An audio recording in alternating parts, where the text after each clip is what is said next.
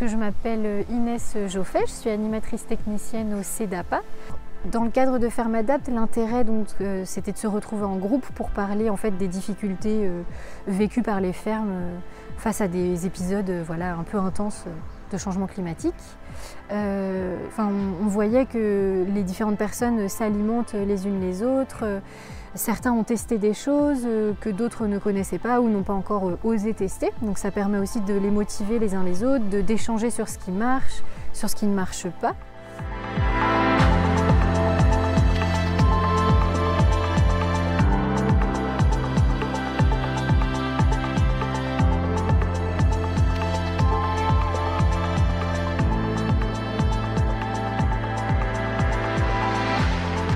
Thierry Leroux, producteur de lait avec ma femme sur la commune de Guscriff, donc en GAEC, le GAEC de Bonizac. On produit à peu près 1 100 000 litres de lait.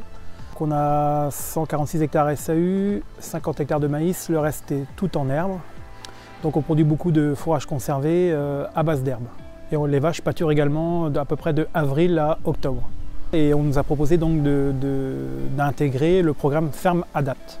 Donc ça nous a semblé pertinent du fait du changement climatique qui arrive à grands pas, on va dire.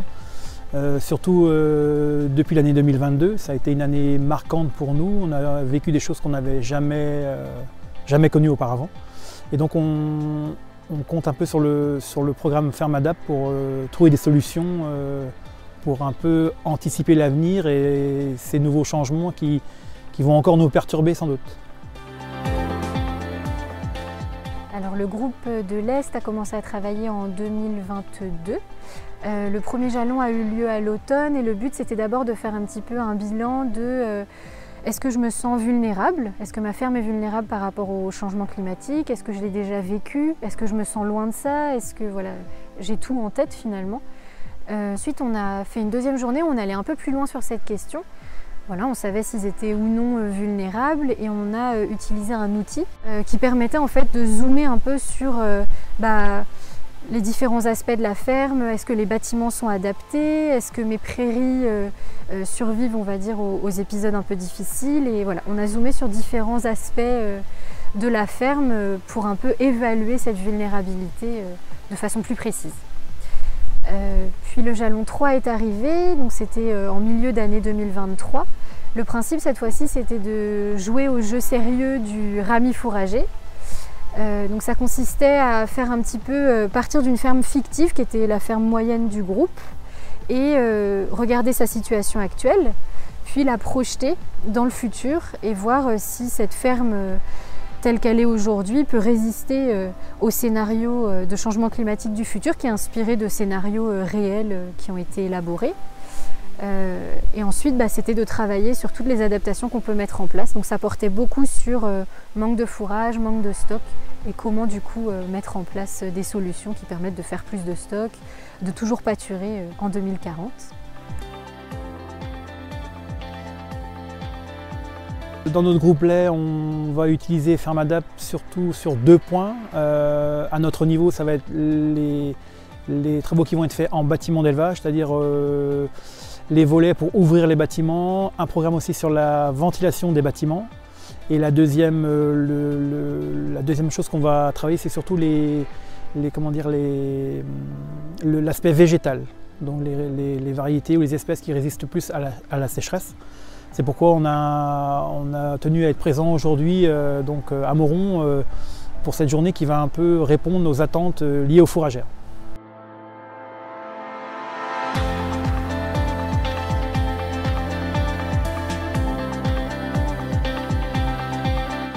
Patrice Amonio, la cour à Créin dans le 22, pas très loin de Dinan.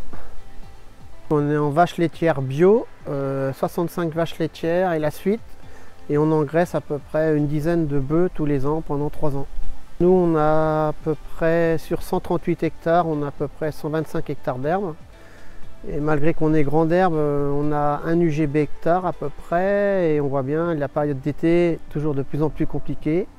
En plus, cette année, double peine, on a un printemps où ça n'a pas bien poussé au printemps. Donc la saison d'herbe assez courte. Donc on cherche des nouvelles solutions pour avoir de l'herbe l'été tout en gardant de la qualité. qu'en vache laitière, il faut que ce soit appétant et qu'il y ait du lait derrière et des taux. Dans le groupe, c'est un groupe, nous avec le CEDAPA du 22, où on échange de nos pratiques, on a tous des idées, on fait des petits essais chez nous. Moi j'ai fait de l'avoine avec du colza que j'ai enrubanné.